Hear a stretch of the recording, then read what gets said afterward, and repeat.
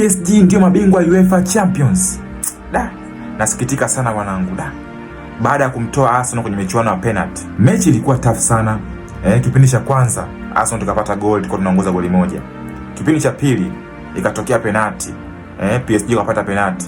Dembele akapiga pale, akapata, ikawa 1-1.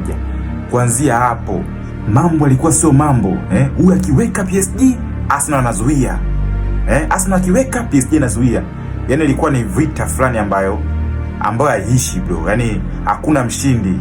Yaani hakuna goli linaloingia huku, hakuna goli linaloingia huku, kwa sababu wote walikuwa na defensive imara. Arsenal na defensive imara, PSG na defensive imara. Basi zikapigwa block. Arsenal anapiga block, PSG anapiga block. Hamna mtu kupita. Dembele atembei, Gyökeres atembei. Kuda deki.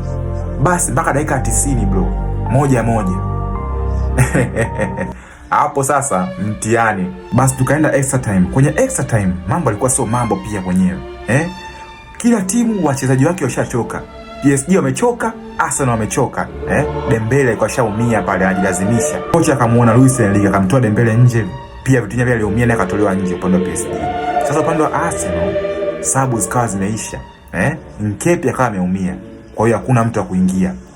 Basi inabidi acheze hivyo hivyo. Mechi ilikuwa ni tough. PSG walikuwa wanapata mpira, wanamiliki mpira muda mrefu, lakini walikuwa wana idea ya kusupply mpira. Wanakaa na mpira, mwisho wa siku finish ni mbovu. Upande wa Arsenal walikuwa wanasikilizia kama kawaida yao counter attack ile pale.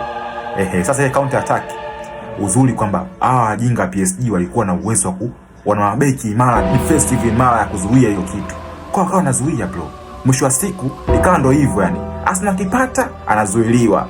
PSG kipata anazuiliwa mpaka dakika ya 120 kipindi cha pili. 1-1. I say nikawa nimechoka. Basi tukaenda kwenye penalty. PSG kapata penalty 4. Arsenal 3. Tukawa tumetolewa.